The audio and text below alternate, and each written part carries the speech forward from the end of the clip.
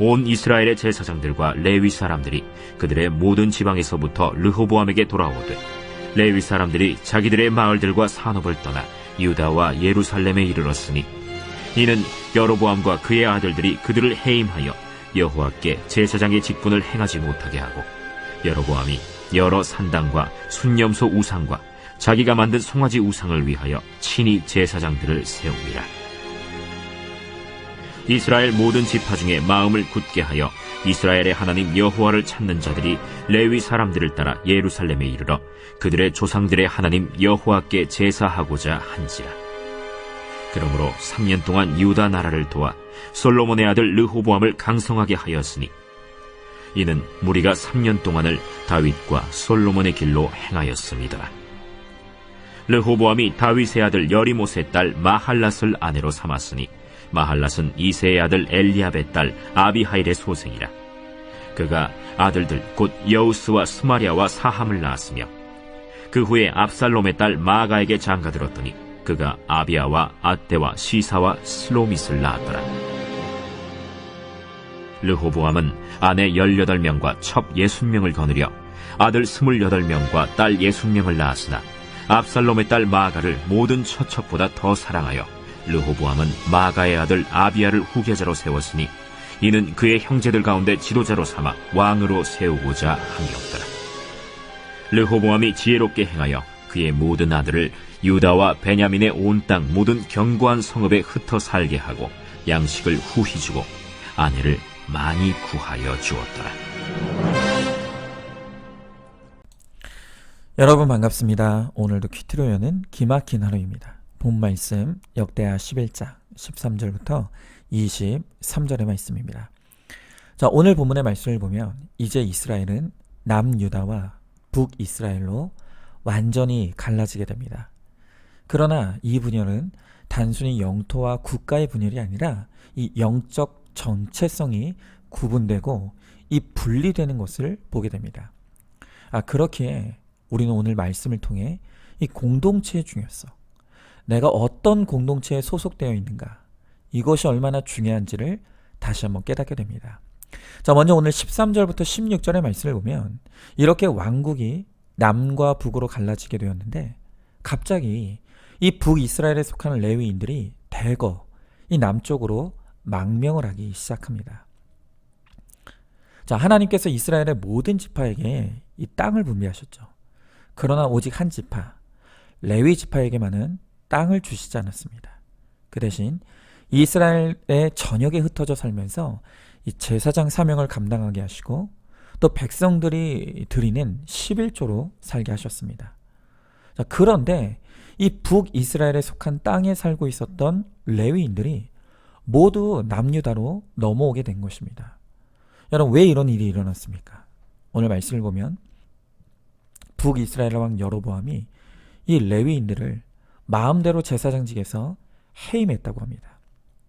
그리고 그는 북이스라엘 곳곳에 우상의 산당을 세워놓고 이 산당을 섬길 제사장들을 레위인이 아닌 다른 지파의 사람들을 마음대로 임명한 것입니다. 자, 여러분, 여로보암이 왜 이런 일을 벌였습니까? 여기에는 이 고도의 정치적인 계산이 깔려 있었습니다. 자, 우리가 겉으로 보기에는 남유다는 2지파만 속했고 또 북이스라엘은 10지파가 속했으니 이제 북이스라엘이 대세가 된 것처럼 보입니다. 그러나 이 북이스라엘에는 치명적인 불안 요소가 하나 있었습니다. 그것은 바로 그들에게는 성전이 없었다는 사실입니다. 여러분, 이스라엘의 핵심 정체성은 선민사상입니다.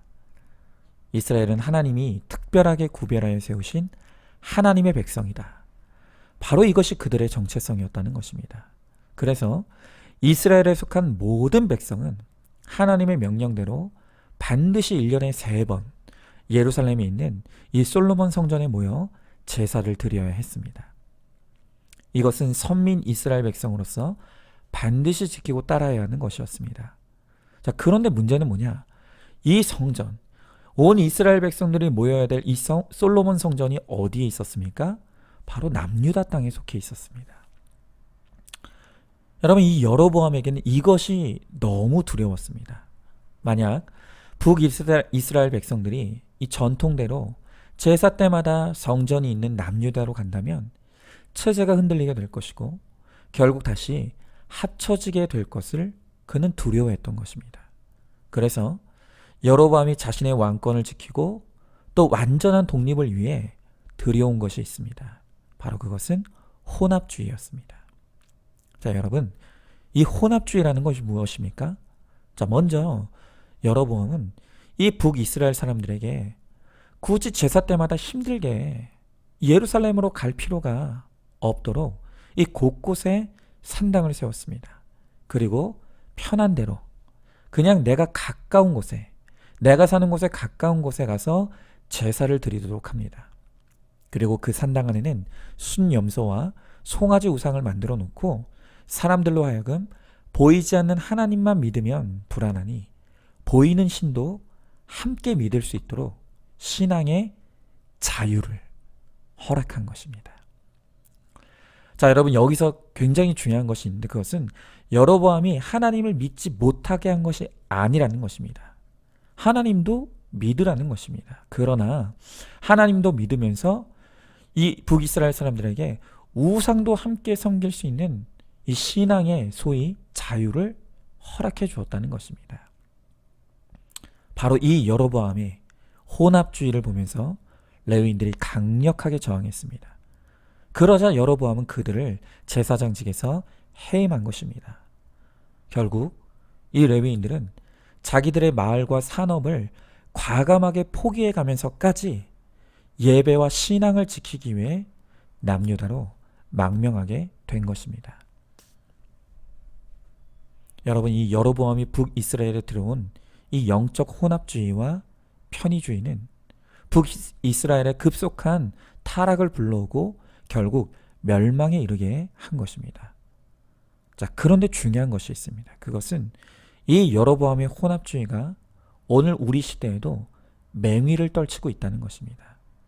이름만 다를 뿐 여전히 강력한 힘을 발휘하고 있다는 것입니다. 여러분, 그렇다면 오늘 우리 시대의 혼합주의가 무엇입니까? 바로 그것이 기복신앙입니다. 여러분, 저는 지난 주일 설교에서 기복신앙이야말로 사단이 발명한 가장 강력한 이단이라고 말씀드렸습니다. 여러분, 이것은 절대 거짓말이 아닙니다. 자, 이 기복신앙의 핵심이 무엇입니까?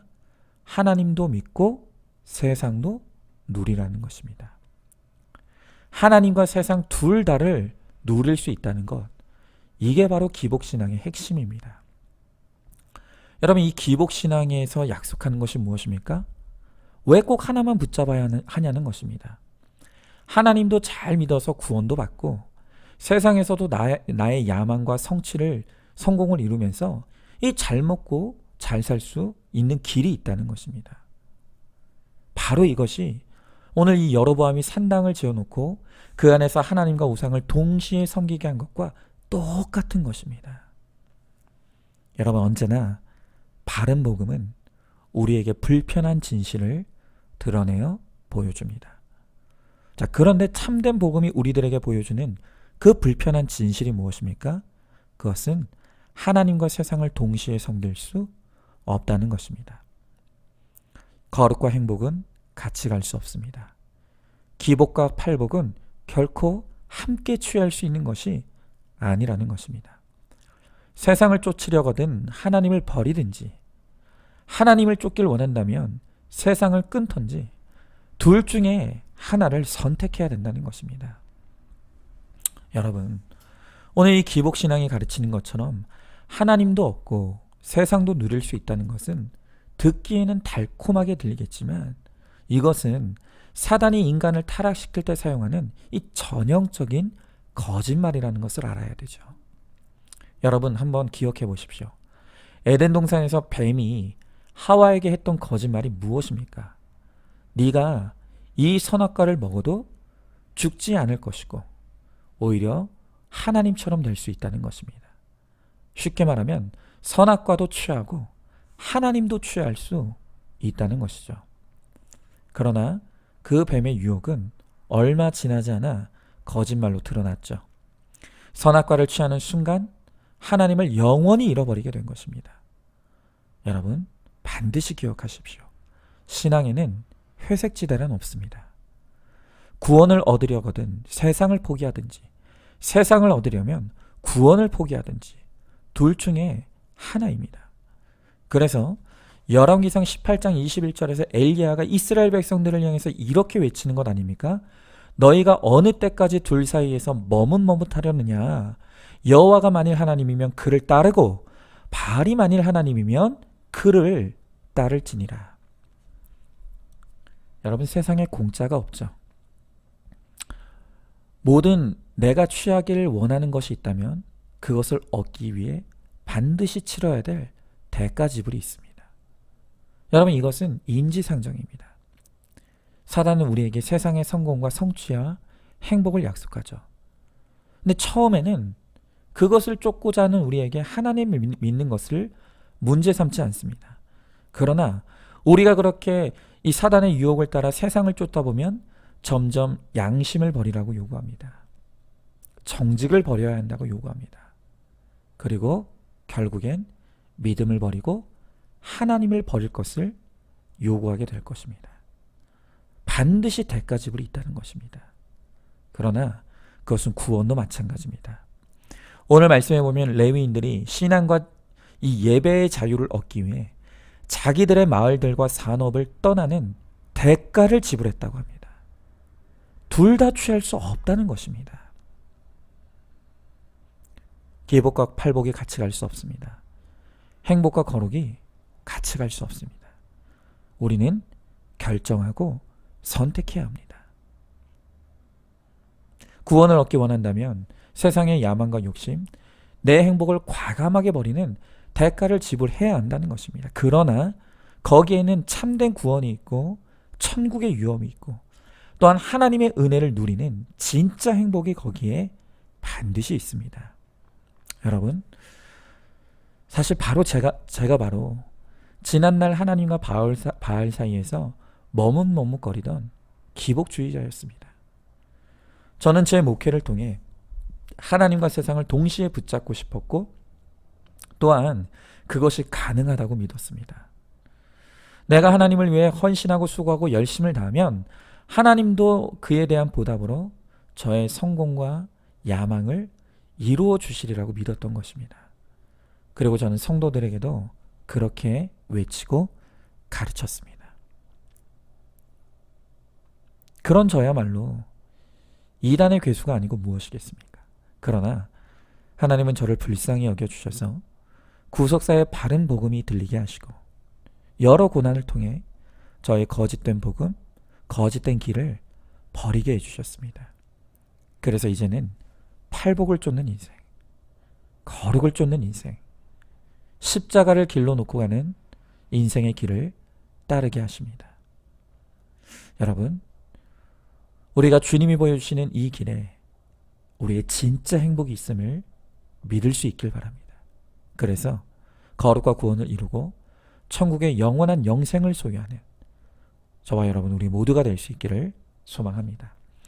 자, 질문해 봅니다. 지금 나의 산당에 하나님과 함께 세워져 있는 우상은 어떤 것들이 있습니까? 하나님과 우상을 함께 섬기면서 구원과 세상을 동시에 얻으려고 하고 있지는 않습니까? 하나님과 세상을 다 얻을 수 있다는 사단의 거짓말에 여전히 속고 있지는 않습니까? 더 이상 머뭇거리지 말고 세상을 과감하게 끊고 하나님을 따름으로 거룩과 구원을 이루고 성취해 가시길 바랍니다. 자, 그런데 이렇게 신앙의 자유를 찾아 남유다로 망명했던 것은 레위인들 뿐만이 아니었다고 합니다. 자, 오늘 이어지는 16절의 말씀에 보니까 북이스라엘의 모든 지파 중에 마음을 굳게 하여 이스라엘의 하나님 여호와를 찾는 자들이 이 레위 사람들을 따라 함께 망명했다는 것입니다. 여러분, 이렇게 예루살렘의 성전을 중심으로 하나님을 신실하게 믿고 따르고 섬기는 하나님의 사람들이 모여들기 시작했습니다. 그리고 이들의 합류로 비록 외형적으로는 두 지파에 불과했던 남유다가 강성하게 되었다고 합니다. 자, 그런데 오늘 말씀을 보면 이 지점에서 매우 재미있는 사실이 있습니다. 그것은 이렇게 신실한 하나님의 백성들이 남유다를 향해 모여든 덕분에 엉뚱하게 축복을 누리게 된 사람이 있었다는 것입니다. 자, 여러분, 그가 누구일까요? 그는 바로 남유다의 왕 르호보암이었습니다. 여러분, 이 르호보암은 정말 어리석기 짝이 없는 사람이죠. 마땅히 들어야 될 말은 듣지 않고 잘못된 조언을 받아들였다가 그만 그의 나라를 쪼개버리고 말았습니다.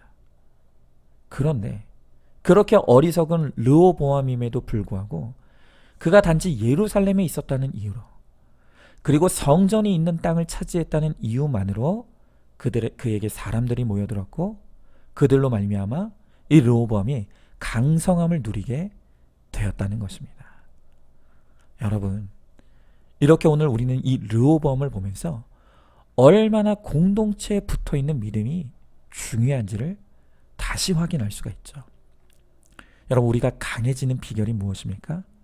그것은 이렇게 말씀과 믿음으로 우리가 공동체를 이루고 그 공동체 안에 우리가 함께 묶이고 붙어갈 때 비로소 우리가 날마다 강성하여질 수가 있는 것입니다.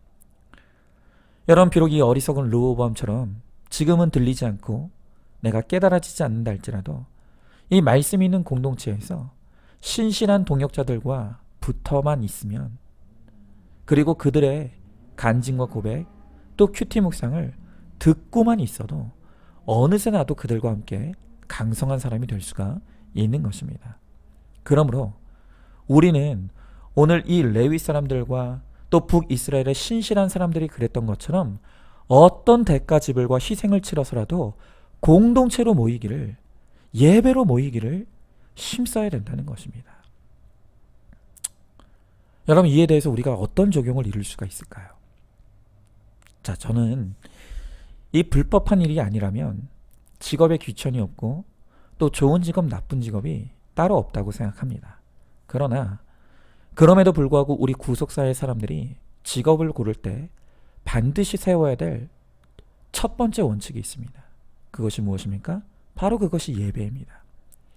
내게 연봉을 많이 주고 복지 혜택이 많은 직업과 직장이 우리의 선택의 기준이 되면 안 됩니다. 오직 우리가 직업을 선택할 때 가장 중요한 기준은 내 예배가 방해받지 않는지, 또 내가 예배의 자유를 마음껏 누릴 수 있는 직장이고 직업인지, 오늘 이것이 가장 중요한 기준이 되어야 된다는 것입니다. 여러분, 집도 마찬가지입니다. 요즘 집값이 폭등하면서 너도 나도 이 집에 관심을 가지고 있습니다. 여러분, 그렇다면 우리 구속사의 사람들에게 좋은 집은 어떤 집입니까? 새로 지은 시설 좋은 아파트? 학군이 좋은 지역? 또 나의 재산 가치를 올려줄 수 있는 그런 곳에 있는 집이 좋은 집이겠습니까?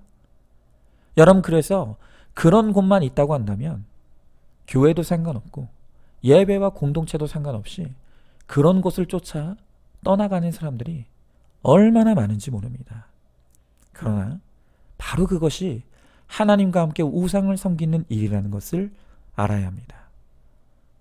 우리 거룩을 쫓는 하나님의 사람들에게 가장 중요한 것은 마음껏 모일 수 있고 마음껏 예배할 수 있는 바로 그곳입니다.